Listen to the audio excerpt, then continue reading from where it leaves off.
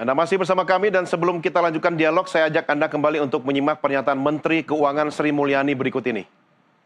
Pak Anggito atau Pak Suryo, Pak Yon di sini yang ngitung-ngitung banyak sekali. Bisa menyampaikan secara detail exemption atau fasilitas untuk dienolkan atau dibebaskan atau mendapatkan tarif lebih rendah 5-7% itu ada di dalam aturan-aturan tersebut. Saya setuju Bapak dan Ibu sekalian bahwa kita perlu untuk banyak memberikan penjelasan kepada masyarakat.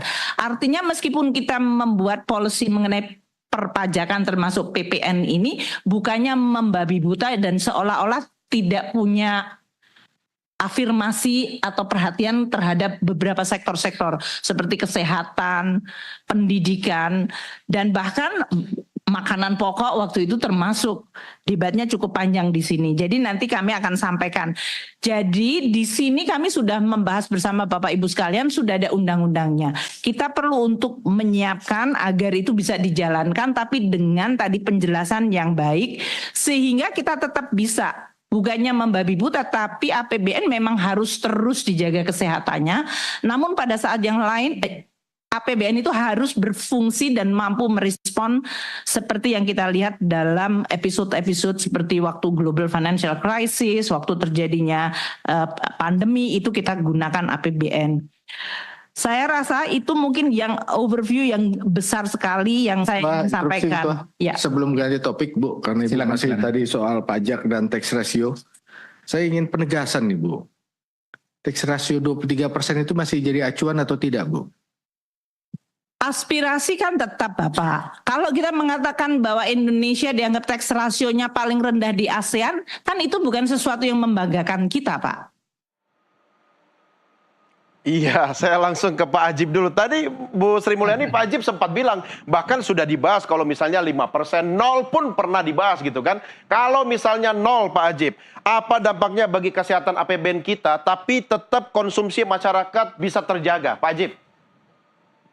Coba kalau kita cermati tadi, saya belum akan komentar ke 0%. Kita cermati dari statementnya Bu Sri Mulyani tadi, Mas Doni, bahwa APBN perlu dijaga kesehatannya. Itu sebenarnya sudah clear bahwa kenaikan tarif PPN dari 11% menjadi 12% lebih karena pertimbangan perpajakan dan penerimaan. Dan ini adalah bentuk kekhawatiran dari pemerintah bahwa target pajak 2025 ini achieve atau nggak achieve. Karena kalau kita lihat Mas Doni, di tahun 2024 ini, bulan Oktober kemarin, penerimaan pajak secara keseluruhan itu kira-kira di angka 76%, jauh dibandingkan dengan tahun sebelumnya. 76% itu baru setara dengan 1.500-an triliun. Nah, bahkan pemerintah itu memperkirakan, sudah membuat prediksi bahwa sampai dengan akhir 2024 itu nggak akan achieve 100%. Nah, kita bisa bayangkan ketika memasuki tahun 2025 yang target pajaknya bahkan dinaikkan menjadi 2.100 triliun, maka potensi achieve-nya akan semakin jauh.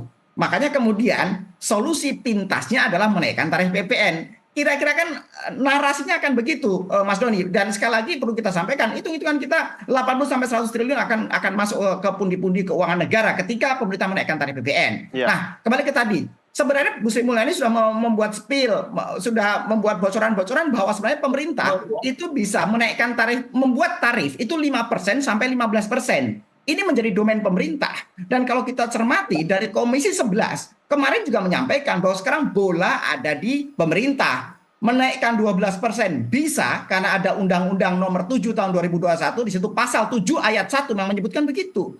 Tapi tidak menaikkan pun bisa. Dan bahkan tadi Bu Sri Mulyani bilang kalau menurunkan juga bisa kok. Kan artinya ini berbicara willingness. Ini berbicara masalah pemerintah ini mau membuat kebijakan yang mana. Dan dengan beberapa pertimbangan kondisi ekonomi yang ada, begini Mas Doni, kalau kita lihat PDB Indonesia itu nggak kurang dari 22.000 triliun loh. Ini kita nomor 16 besar dunia. Problemnya adalah sekitar 60% dari PDB kita ditopang oleh konsumsi rumah tangga secara signifikan, Mas Doni. Artinya kemudian ketika pemerintah mendorong kebijakan yang menjadi disinsentif fiskal dan mengurangi daya beli masyarakat, yang terkorbankan nanti adalah masalah pertumbuhan ekonomi. Karena secara konservatif pertumbuhan ekonomi di tahun 2025 nanti ditarget oleh pemerintah sebesar 5,2%. Kira-kira begitu Mas Doni narasinya. Artinya pemerintah harus membuat kreativitas lain untuk menambal keuangan negara. 2.100 triliun bisa tercapai atau enggak? Tercapai, bisa kok. Banyak opsinya. Termasuk misalnya begini, tadi Bu Sri Mulyani menyampaikan, ada kok beberapa PPN yang ditanggung pemerintah. Itu namanya DTP, Mas Doni. Ya. DTP itu adalah bagian dari tax cost atau tax expenditure. Yang sebenarnya mau tarif PPN-nya mau 11%, mau 12%, alokasi untuk tax cost itu ada. Dan bahkan rata-rata setiap tahun itu nggak kurang dari kira-kira di angka 2,5% dari PDB atau produk domestik bruto. Kita bisa bayangkan, tahun 2023 kemarin tax cost kita di angka 300-an triliun. Ya. Dan bahkan diproyeksikan 2025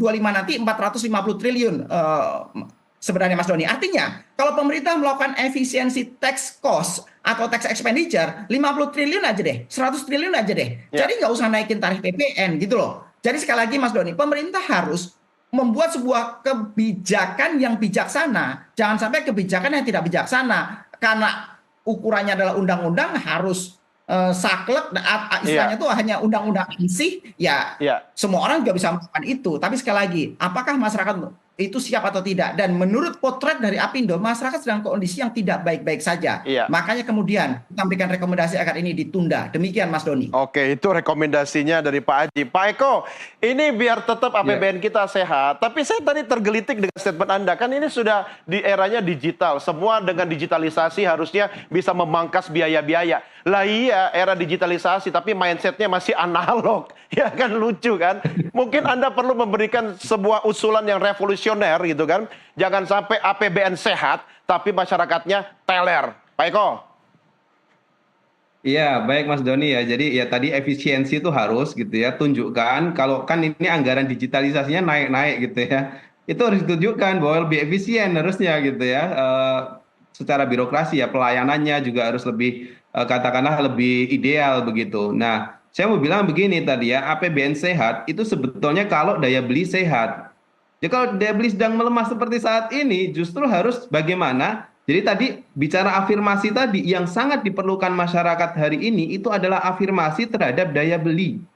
Jadi kalau daya belinya menguat, nanti dunia usahanya kan hidup. Ya. Dari itu akan dapat keuntungan, dari itu bisa membayar pajak gitu ya. Kalau daya beli sehat, itu juga masyarakat bayar PPh perorangan juga akan lebih banyak, kira-kira begitu. Jadi sebetulnya logikanya harus begitu gitu loh. Bukan kemudian kita istilahnya rame-rame jagain APBN sehat, tapi kemudian masyarakatnya sakit seperti yang bilang Mas Doni tadi begitu. Jadi sebetulnya dengan katakanlah upaya efisiensi ya, terus tax effortnya juga harus kelihatan gitu ya, kan ada katakanlah bagaimana kemudian menegakkan hukum terhadap pajak ya, apalagi yang sudah inkrah begitu, itu kan harusnya upaya-upaya itu ditunjukkan dulu begitu. Nah, tapi sekali lagi ya, APBN sehat itu kalau daya beli masyarakatnya sehat. Jadi ini sebetulnya langkah yang memang salah begitu kalau kemudian dalam situasi perlambatan ekonomi terus kemudian kita menaikkan PPN. Ya, Pak Eko, apa yang Anda bisa usulkan kepada Presiden Prabowo Subianto dalam kondisi saat ini? Iya, sebetulnya kalau secara ekonomi politik ya, kan kita mengalami pilpres damai gitu kan, terus kemudian juga transisinya smooth.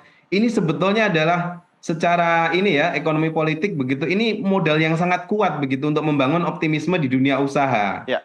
Apalagi nanti kita sebentar lagi ada pilkada, kita harapkan pilkadanya ya terjadi dengan baik juga begitu. Nah, itu akan lebih membuncah lagi gitu, semangat untuk katakanlah melakukan berbagai perubahan dan juga peningkatan begitu, termasuk juga target-target ekonomi. Tapi kalau kemudian di Januari sudah terpukul dengan katakanlah tadi ya daya beli yang semakin melemah dan sebagainya begitu. Nah, itu akan berimplikasi luas begitu, terutama terhadap bagaimana kemudian optimisme ekonomi secara keseluruhan ya, terutama di 2025 dan ke depan begitu. Nah, saya harapkan kok ini harusnya lebih dilihat begitu ya. Jadi bagaimana mengkonversi ya damainya pemilu, stabilnya sisi politik ini menjadi sebuah optimisme untuk bisa menggerakkan ekonomi gitu. Memang ini hasilnya ya harus dengan kinerja-kinerja konkret jadi kebijakan ekonomi, tapi itu akan lebih efektif begitu dibandingkan kemudian kita juga malah justru memupus harapan dari optimisme yang ada begitu. Ya, baik. Pak Ajib, Pak Prabowo pernah menjanjikan tidak akan menaikkan pajak ya, pajak apapun termasuk PPN. Nah, apa yang bisa Anda sampaikan? Kalau mungkin saya boleh usul, kalau mau pajak kreativitas mungkin Menteri Keuangan bikin aja pajak buat calon kepala daerah ya. Ini kan instan ini, menjelang pilkada. Pak Ajib, singkat saja Pak. Oke, izin saya akan memberikan ini bisa 3 gradul masalahnya Mas Doni. Izin saya menyampaikan agak sedikit minta waktu dikit. Pertama, sebenarnya pemerintah itu bisa menaikkan penerimaan tidak harus dari pajak. Kalau kita kritisi Mas Doni, PNBP, penerimaan negara bukan pajak di tahun 2025 nanti hanya ditarget 500 triliun. Harusnya pemerintah bisa lebih dari itu. Ya. Contoh. Kita berbicara BUMN. Mas Doni bisa bayangkan dividen BUMN tahun 2023 kemarin dalam tanda petik hanya 80 triliun. Itu pun 40 triliun kembali diambil dalam bentuk penyertaan modal negara lagi. Padahal satu sisi BUMN itu mempunyai aset 10.000 triliun Mas Doni. Artinya dari hitung-hitungan return on asset itu pemerintah hanya mampu di angka 0,4 sampai 0,8. Ya. Artinya pemerintah harusnya menarik target dividen BUMN itu misalnya di angka 1 sampai 2% dari aset seharusnya bisa. Itu gradasi pertama. Pak Ajib, berbicara saya masalah harus negara. minta Anda untuk mempercepat statement Anda. Oke. Yang kedua, kalau berbicara masalah pajak, pemerintah perlu mengevaluasi tax cost-nya. Tax cost-nya cukup diturunkan. Tadinya 450 triliun, turunkan jadi 350 triliun. 100 triliun itu cukup untuk menambal yang tadinya harapan pemerintah dari potensi PPN. Itu yang kedua. Yang terakhir, kalaupun pemerintah terpaksa, kalau ini terpaksa, harus menaikkan tarif PPN Mas Doni. Pemerintah harus memberikan insentif fiskal di sisi lain yang menopang daya beli masyarakat. Misalnya menaikkan penghasilan tidak kena pajak. Mas Doni bisa bayangkan, PTKP Indonesia sejak tahun 2016 sesuai dengan PMK nomor 101 itu nggak pernah naik, hanya 54 juta setahun. Harusnya kalau pemerintah terpaksa menaikkan tarif PPN, naikkan juga penghasilan tidak kena pajak. Oke. Naikkan juga bagaimana UMKM itu dalam skala omset tertentu nggak usah bayar pajak juga gitu. Iya, Jadi iya. artinya terkonversi. Satu sisi pemerintah mendapatkan dari PPN, tapi satu sisi masyarakat PPh-nya juga dikurangi. Karena di golongan menengah bawah Mas Doni, ketika mereka mendapatkan efisiensi pajak penghasilan yang nggak perlu dibayarkan, kecenderungannya mereka juga akan kembali membelanjakan kok, Iya, bukan betul. untuk ditabung. Artinya pemerintah harus lebih kreatif, Iya. bagaimana mendesain kebijakan lebih komprehensif yang memberikan insentif terbaik buat masyarakat. Demikian Mas Doni. Baik. Usulan Anda berdua sangat menarik. Mudah-mudahan nanti didengarkan oleh Menteri Keuangan dan juga Presiden Prabowo. Pak Ajib Hamdani, Pak Eko Listianto, terima kasih sudah berdiskusi malam hari ini. Sampai jumpa, selamat malam. Sampai jumpa Mas Doni. Terima kasih. Pemirsa, kami akhiri sampai di sini diskusi kita. Jangan kemana-mana karena sesaat lagi kami masih akan kembali dengan dialog lainnya.